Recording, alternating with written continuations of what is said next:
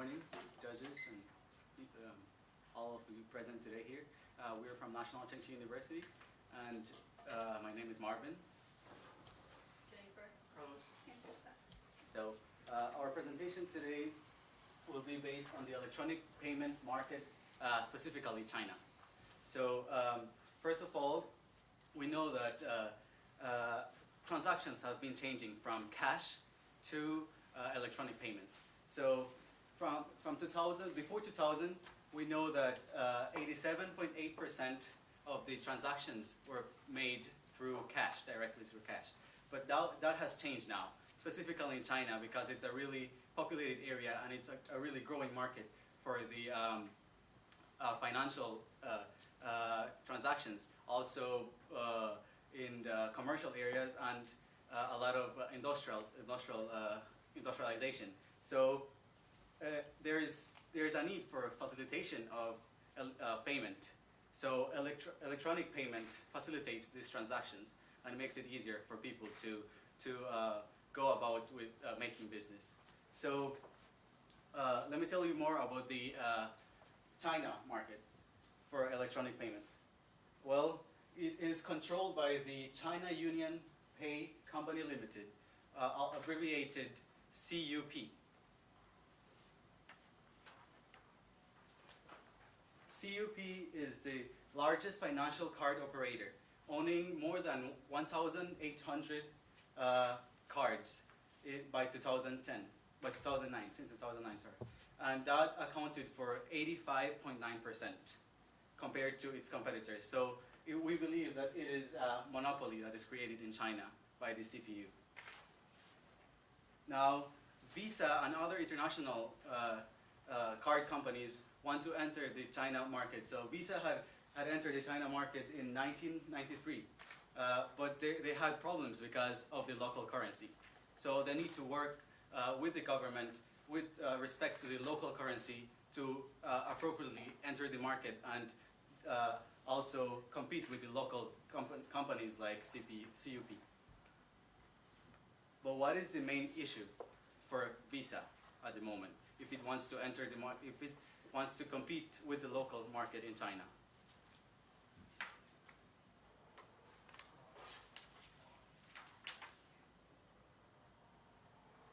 Their main issue would be to gain market share in China amidst the China Union Pay Company CPU monopoly. But how can they do that? How can they work and compete with this monopoly that they have, that exists in China already, which is the CUP? Well, we have proposed different methods, and first of all, they can create partnerships, which is our first approach. How can they create these partnerships? With whom would they create these partnerships? It will be explained later, but they can do these partnerships with, for example, Citigroup and East Asia Banks, which will be explained in detail in the further presentation.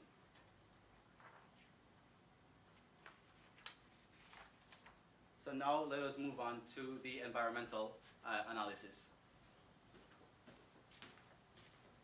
So now that we have heard what the main issue is, let's take a look at the environment of the EPS segment in worldwide.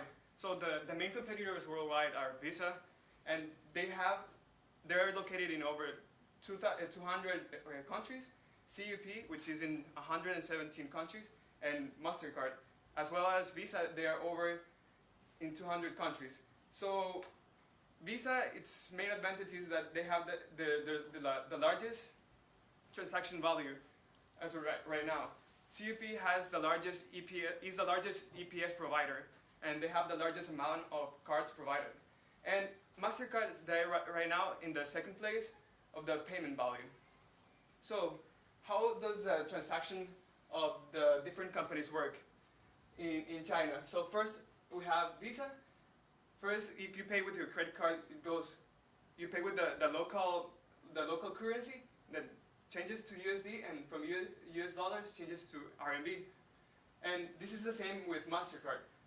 But here is where CUP has an advantage, because they change from the local currency directly to RMB.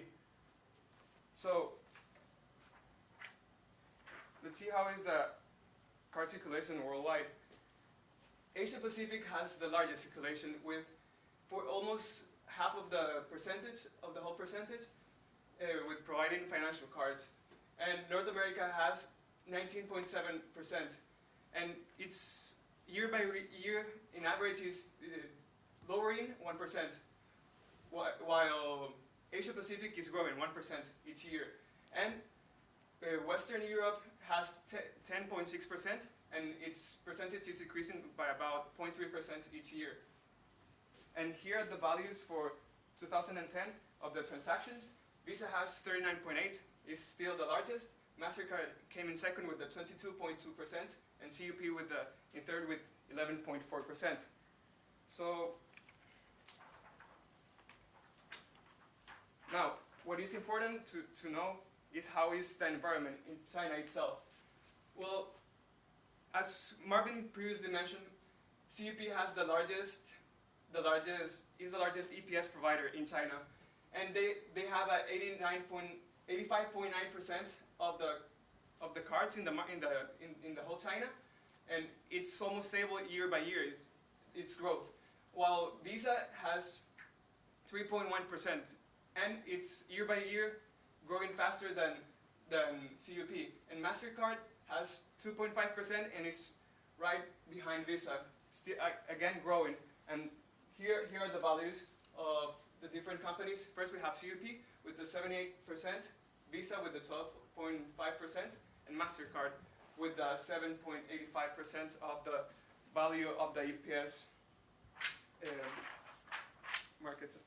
So a special thing, a really special thing to notice is that China's tourism is growing rapidly, and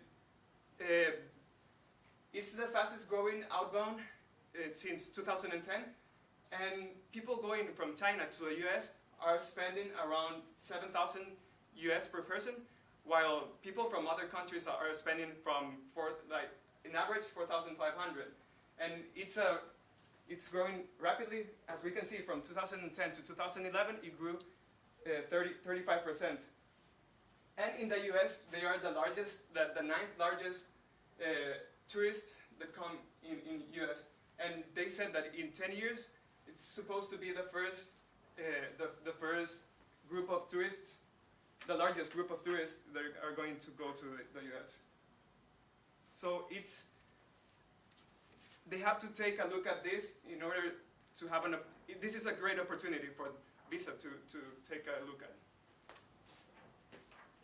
So now we're going to explain in detail our solutions.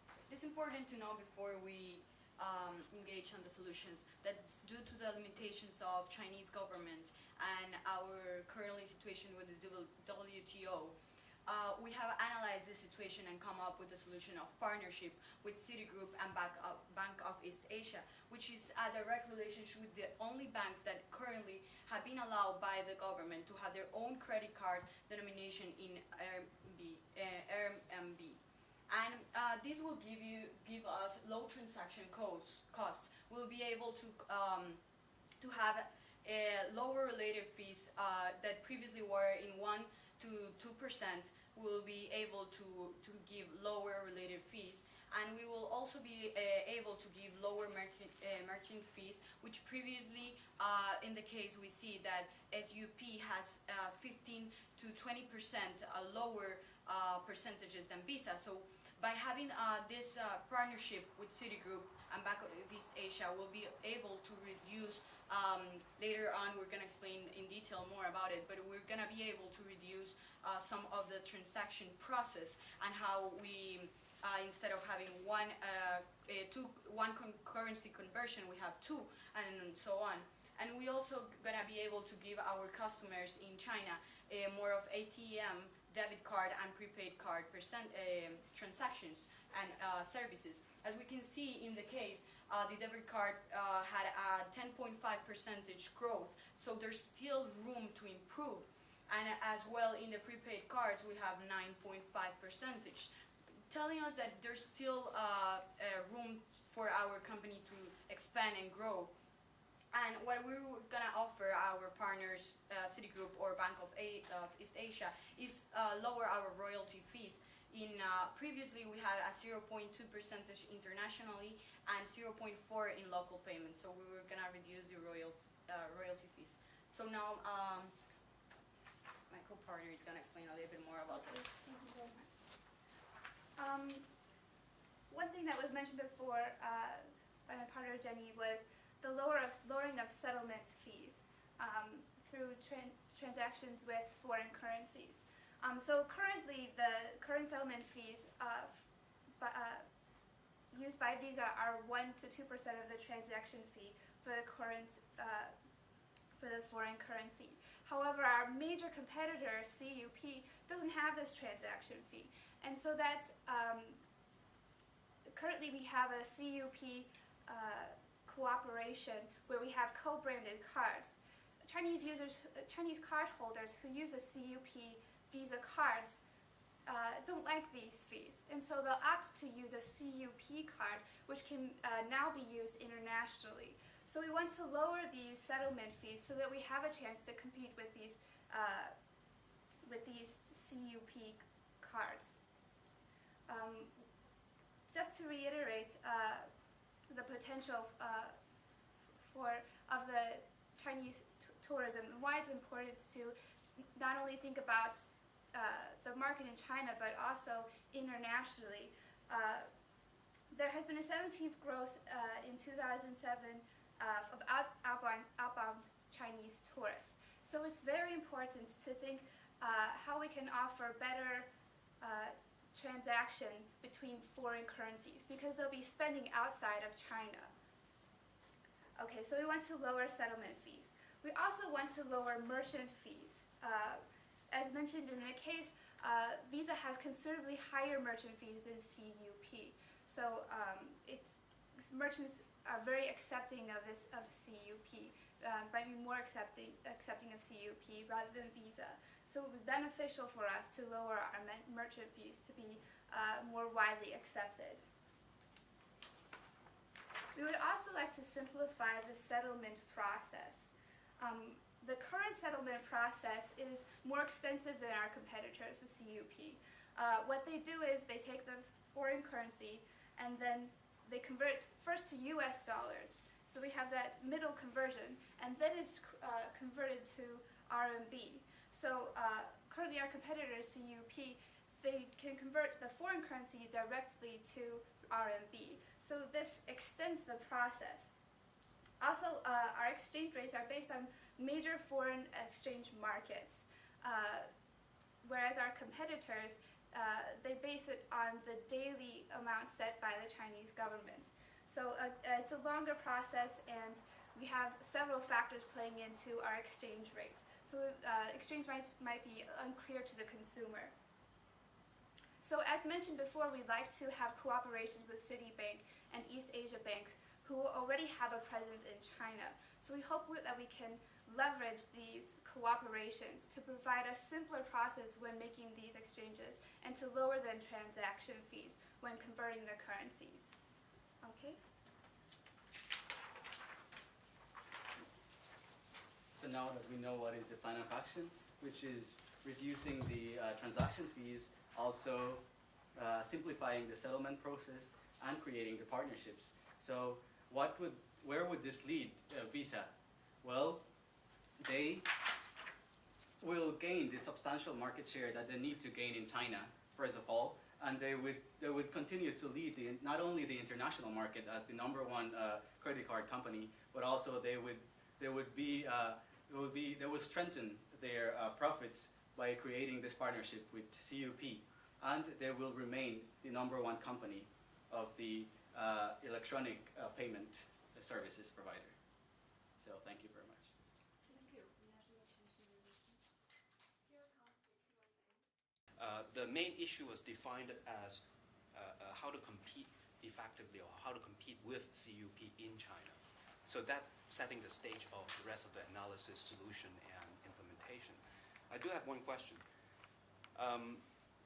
In setting up the 3 solutions that you mentioned, the partnership, the transaction fee revamp, simplification of settlement process. All these are perhaps a little bit narrowed, and I would challenge that. Have you looked at new markets to offset the impact of once you lower the transaction fee or that having been waived, the financial impact with like a blue ocean of opportunities in China, nothing to do with CLP, for example, the online and the mobile payment market, where the destination of online commerce is still gravitated in the US. So a lot of transaction destination is there, and Visa being a very strong brand, can there be a play there? And secondly, your partnership with Citigroup and BEA, they are very small player, although they have denominated RMB services license. Citibank is also a partner, a very close partner, allowing global ATM network partnership to happen with the CUP. So can you explain a little bit on those dilemmas that I have? Well, in our partnership with Citigroup and East Asia Bank, what we wanted to do was grab a foothold into the Chinese market because of the limitations presented now by the Chinese government, which are going through a process with the WTO. We find ourselves limited for the ATM and debit cards. So we're hoping that in our cooperation with Citibank and East Asia Bank, who already have a presence there, that can give us a foothold into the Chinese market. Did you guys want to? Yeah, just to add to that, well, first of all, we think this is like a short-term goal that we want to achieve. So first of all, working with these small companies would open the place for the government to later maybe create the opportunity for us to work directly with the local banks, which will expand and facilitate the transaction process. And in the long term, we also thought that, as you can see, we do have a backup. From 2010 to 2012, we saw that CUP had partnership agreements around Asia Pacific because Asia Pacific is growing so fast in terms of financially. So we also thought in having partnership with Chinese banks, with Asia Pacific banks, such as maybe Bangkok Bank or other banks that will offset these problems that may arise from our CPU or our other partnership agreements in Chinese market. And thoughts on the online market? Yes. When we wanted to lower the royalties for merchants, it wouldn't be limited to. It wouldn't exclude online merchants. So we really see the potential in the international community where Chinese consumers are purchasing things online from the international community. So we're hoping that by lowering these royalties, we could entice merchants or make it more beneficial for merchants to use our system.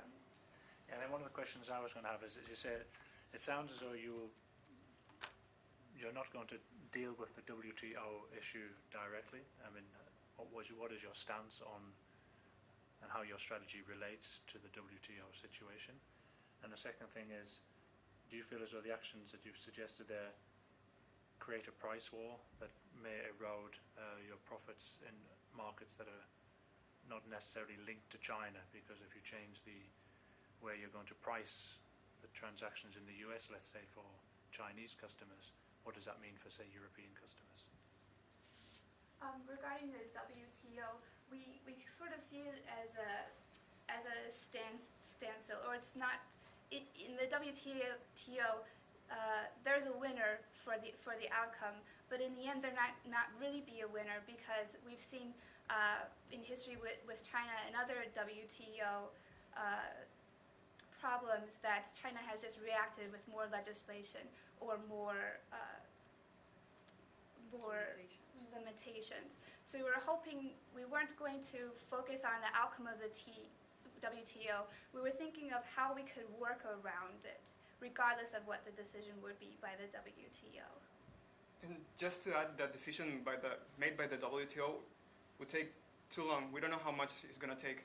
So we cannot rely on the decision of that WTO can. We need to make a decision, a fast decision. So before the WTO makes a final decision. So we need to make a plan beforehand, and then see what the WTO decides. Your point about creating a price war is very good. Through our strategy, we would be competing in price. Do you guys have anything to add to that? Well, we believe also that it may arise these problems with price, but at the same time, we will have to work on offering other benefits to customers outside of China for them to kind of offset and see that even though in China we may offer lower prices, we can offer other benefits such as online services or more elite services that we can offer our customers in difference with China. But you didn't mention that in your presentation. It was more to your strategy, let's say, than just... Yeah, we focus more on the strategy on China and not so much on the... Because also in the I think in the material it also says that China, and maybe this is part of their defensive actions, is going to restrict the prices that you can charge in China. I mean, is China actually going to be a market where you can actually make money?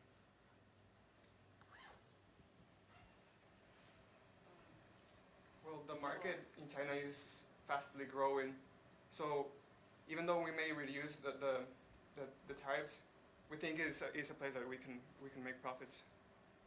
It certainly can't be ignored from the rate of growth that it's experiencing and the influence that it has on the global market.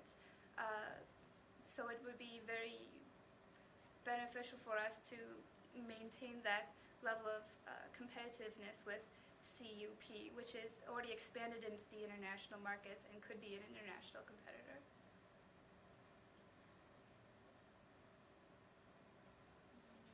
I heard that your strategy is to lower the transaction fees and also the merchant fees, and that such kind of arrangements is the CUP card is already doing that. So CUP has already has a very large market share in China.